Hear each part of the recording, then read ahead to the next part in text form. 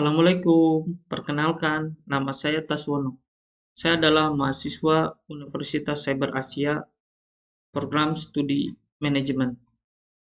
Pada kesempatan kali ini, saya akan mengulas mengenai mata kuliah Sumber Daya Manusia 2. Di sini saya mengambil judul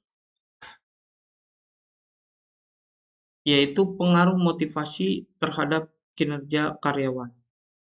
Jadi studi kasus kali ini yaitu mengenai pengaruh motivasi terhadap kinerja karyawan.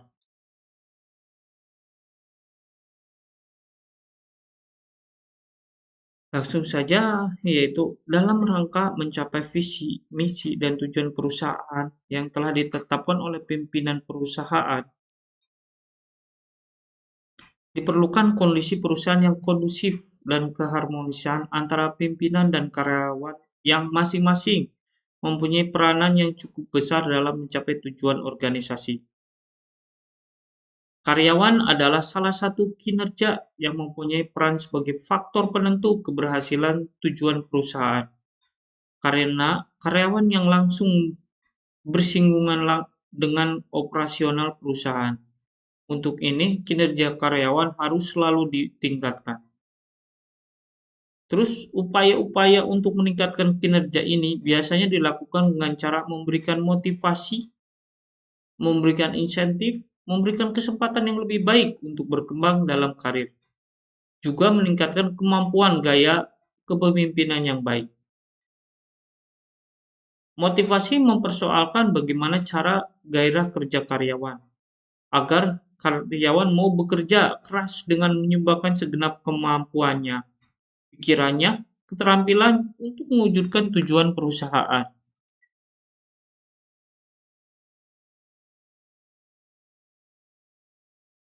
Terus sebelum lebih jauh, eh, sebenarnya apa sih pengertian dari manajemen? Manajemen, kata manajemen berasal dari bahasa Inggris yaitu management, yang dikembangkan dari kata to manage yang artinya mengatur atau mengelola, yaitu menurut James F. Stunner dalam bukunya Manajemen Presisi Hal Internasional dikutip oleh Tihan Handoko dalam bukunya Manajemen edisi kedua tahun 2012, menyebutkan bahwa manajemen adalah proses perencanaan organisasi, pengorganisasian, pengarahan, dan pengawasan usaha-usaha pada anggota organisasi yang dan penggunaan sumber daya organisasi lainnya agar mencapai tujuan organisasi yang telah ditetapkan. Dari definisi tersebut dapat mengetahui bahwa ada yang menyebut manajemen bukan hanya ilmu atau seni. Manajemen dimaksud sebagai ilmu, yaitu manajemen ini dapat dipelajari oleh siapa saja sebagaimana ilmu-ilmu lainnya. Manajemen sebagai seni dalam mencapai tujuan yang diinginkan, seorang pemimpin atau manajer amat tergantung pada kemampuannya untuk mempengaruhi orang-orang yang di bawahnya.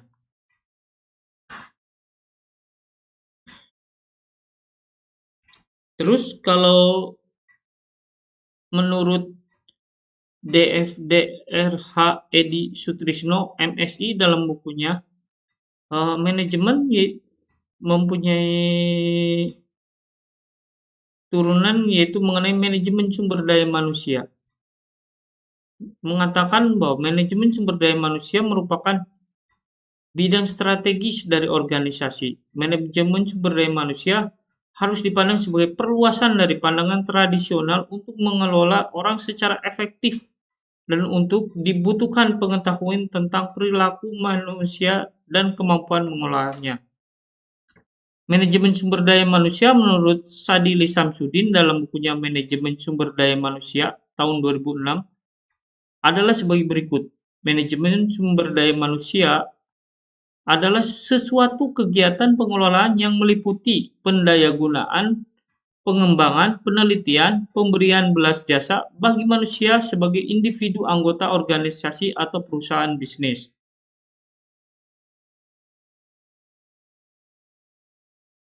Di awal kita membahas mengenai motivasi.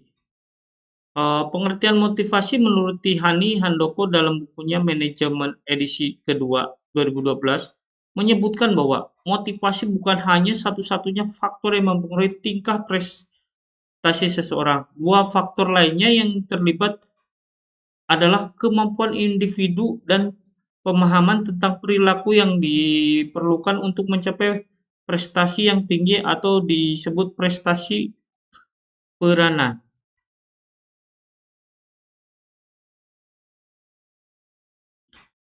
Terus apa sih tujuan pemberian motivasi? Tujuan pemberian motivasi menurut Hasibuan dalam bukunya Organisasi dan Motivasi tahun 2004 menyatakan bahwa tujuan pemberian motivasi bagi seorang karyawan selain memberikan keuntungan pada karyawan itu juga memberikan keuntungan kepada organisasi tersebut seperti dapat meningkatkan produktivitas kerja karyawan, dapat mendorong semangat dan gairah kerja karyawan, juga dapat mempertahankan kestabilan karyawan.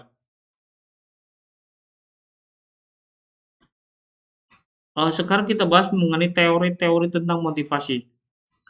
Teori yang pertama menurut Tehani Handoko dalam buku Manajemen edisi kedua tahun 2012, teori ini menekankan pentingnya pengertian akan faktor-faktor internal individu tersebut, kebutuhan dan motif yang menyebabkan mereka memiliki kegiatan, cara, dan perilaku tertentu untuk membuat kebutuhan yang dirasakan.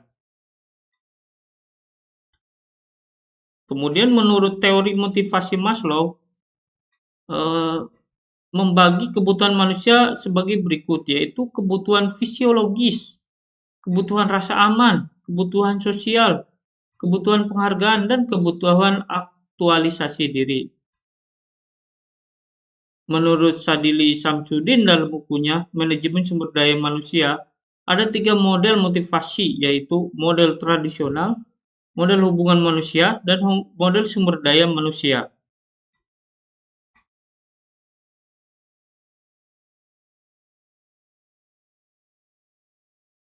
Sekarang kita membahas kinerja.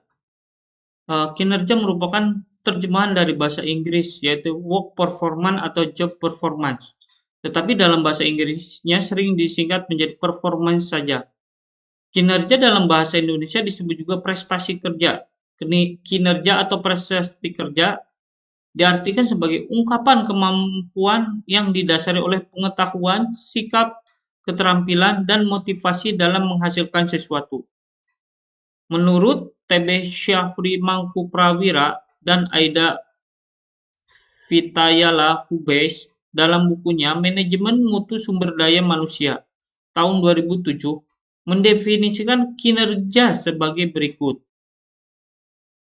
Kinerja adalah hasil dari proses pekerjaan tertentu secara terencana pada waktu dan tempat dari karyawan serta organisasi bersangkutan. Sedangkan ukuran kinerja dapat dilihat dari sisi jumlah dan mutu tertentu, sesuai standar organisasi atau perusahaan.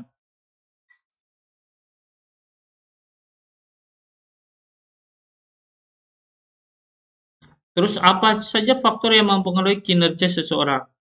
Kinerja merupakan suatu konstruksi multidimensi yang mencakup banyak faktor yang mempengaruhinya. Menurut T.B. Syahri Mangkuprawira dan Aida Vitayala Hubains dalam bukunya Manajemen Mutu Sumber Daya Manusia tahun 2007, faktor-faktor tersebut terdiri atas faktor intrinsik karyawan atau personal individu atau SDM dan ekstrinsik, yaitu kepemimpinan, sistem, tim, dan situasional.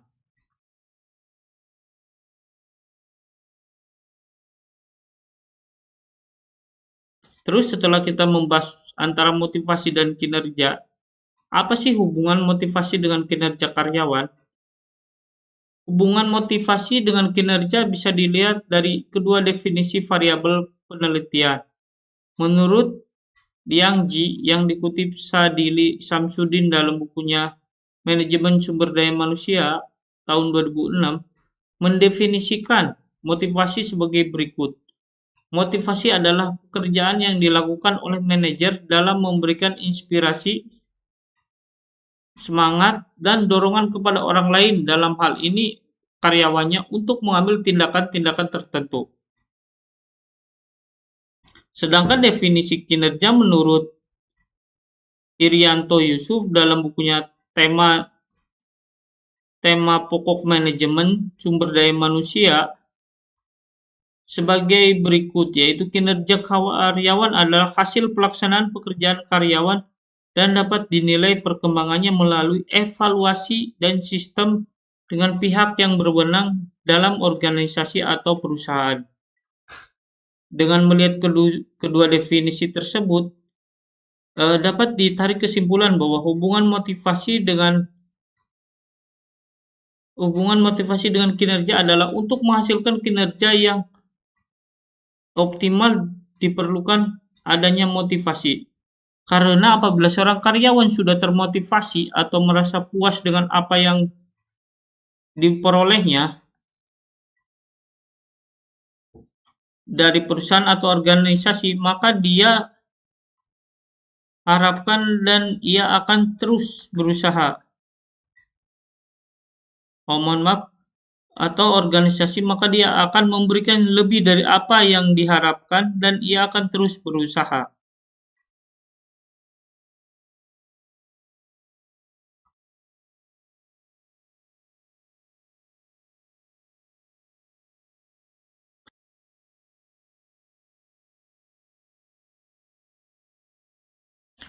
Pada kesempatan kali ini kita membuat studi kasus, yaitu hipotesisnya seperti ini. Hipotesis adalah suatu pernyataan yang bersifat sementara tentang hubungan tertentu antara variabel-variabel yang diteliti yang masih perlu diuji kebenarannya dengan uji hipotesis. Berdasarkan latar belakang masalah dan tujuan tugas ini, maka penulis merumuskan hipotesis sebagai berikut. Apabila setiap pegawai memiliki motivasi yang baik, maka akan memberikan pengaruh terhadap peningkatan kinerja karyawan pada PT Kawan Lama Kabupaten Cilacap, Provinsi Jawa Tengah. Jadi hipotesis tersebut kita dapat mengujinya. Operasional variabel penelitian. Variabel yang digunakan dalam penelitian ini adalah motivasi, yaitu X, dan kinerja karyawan, yaitu Y, yang secara operasional dijadikan indikator-indikator yang dapat dirumuskan seperti tabel di bawah ini.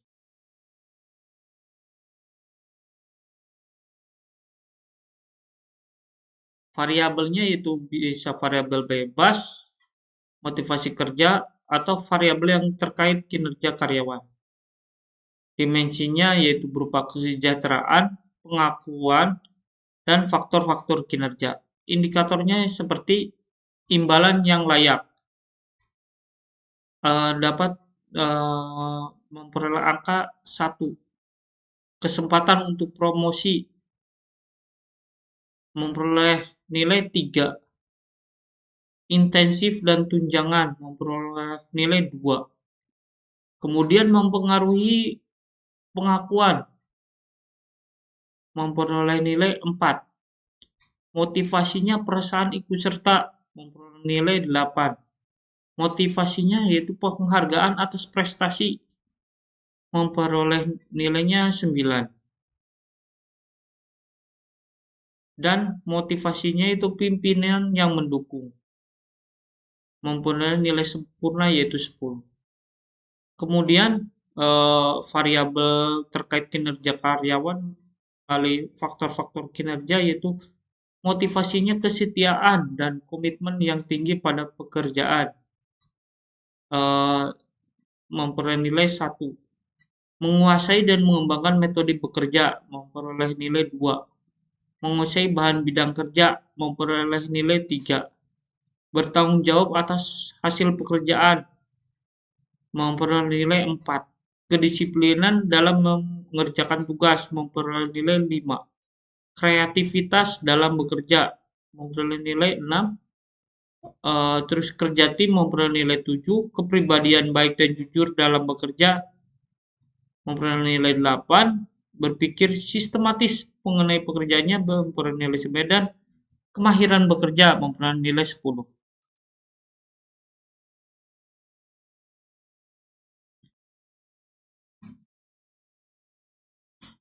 Kemudian data tersebut kita analisis. Metode yang digunakan penulis dalam menganalisis data yang sudah diolah adalah analisis koefisiensi korelasi. Untuk menganalisis koefisiensi korelasi antara lain variabel X dan variabel Y, dipergunakan rumus menurun Anton Dajan sebagai berikut, yaitu R sebagai koefisien korelasi, N sebagai jumlah sampel, X sebagai motivasi, Y sebagai kinerja karyawan. Besarnya nilai R sama dengan terletak antara -1 dan +1, atau -1 kurang dari sama dengan R atau kurang dari sama dengan 1. Artinya jika R sama dengan 1, hubungan X dan Y sempurna dan positif, mendekati 1. Hubungannya sangat kuat dan positif. Jika R sama dengan -1, hubungan X dan Y sempurna dan negatif, mendekati -1. Hubungan sangat kuat dan negatif. Jika R sama dengan kosong, hubungan X dan Y lemah sekali dan tidak ada hubungannya.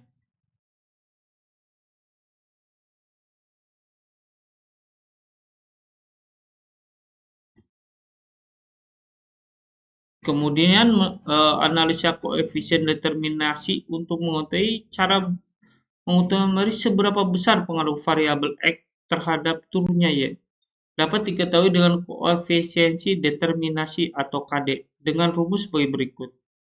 KD sama dengan R 2 kali 100%, di mana KD adalah koefisien determinasi dan R adalah koefisien korelasi. Yang pertama, coba kita uji hipotesis. Untuk menguji keterkaitan koefisien korelasi dapat dilakukan dengan uji hipotesis dengan kriteria, dapat dilakukan dengan uji hipotesis dengan dengan kriteria sebagai berikut.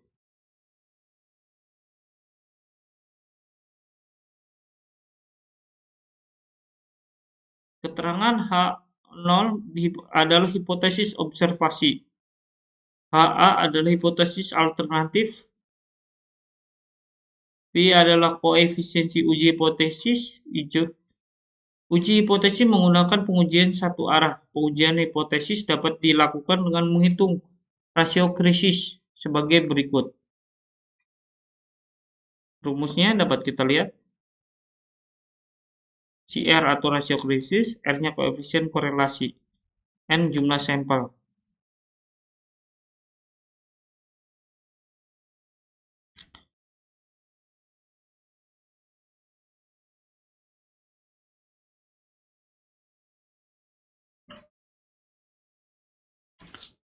Dari studi kasus tadi, kita dapat mengambil beberapa kesimpulan, yaitu berdasarkan analisis dan pembahasan pada studi kasus tadi, maka kita dapat menyimpulkan sebagai berikut. Pemberian motivasi kerja pada PT Kawan Lama secara keseluruhan dapat dikatakan sudah memadai dan nilainya cukup efektif dalam mempengaruhi peningkatan kinerja karyawan. Hal ini memperkuat dengan tanggapan atau pendapat dari beberapa responden yang menilai cukup baik. Pengaruh antara motivasi kerja dengan peningkatan kinerja karyawan pada PT Kawan Lemah diperoleh kesimpulan sangat signifikan. Dengan kata lain, dapat dikatakan bila motivasi kerja ditingkatkan, maka semakin baik pula kinerja karyawan tersebut. Kemudian hasil analisis juga menunjukkan bahwa antara motivasi kerja dengan kinerja karyawan mempunyai hubungan yang kuat dan positif, yaitu koefisien korelasi diperoleh angka yang mendekati +1. Kemudian pengaruh motivasi kerja terhadap peningkatan kinerja karyawan juga besar atau sangat berpengaruh, di mana koefisien determinasi diperoleh nilai sebesar 54,60%. Demikian juga hasil uji hipotesis menunjukkan T hitung CR lebih besar dari T tabel, maka maka HA diterima, HO ditolak. Dengan demikian, data di atas mengidentifikasikan bahwa motivasi kerja pada PT Kawan Lama mempunyai pengaruh besar terhadap peningkatan kinerja karyawan.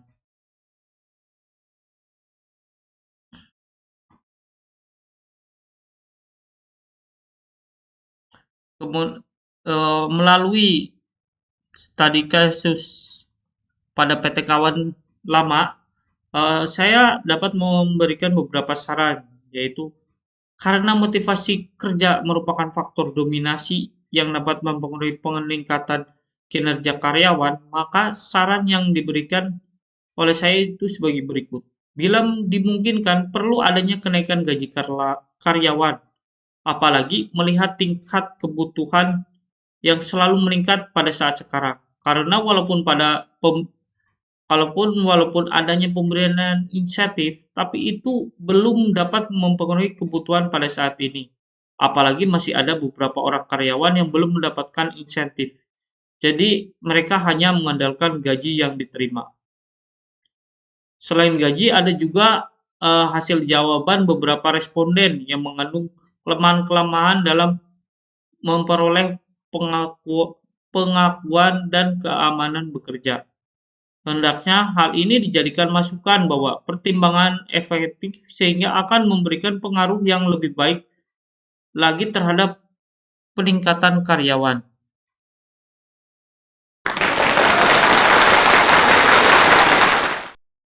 Demikian paparan dari saya atas beberapa kekurangan paparan atau beberapa kekurangan data. Saya mohon maaf. Terus apabila ada salah-salah pengucapan atau pelafalan, saya juga mohon maaf. Selebihnya terima kasih. Semoga ini semua menjadi suatu ilmu yang bermanfaat bagi kita semua.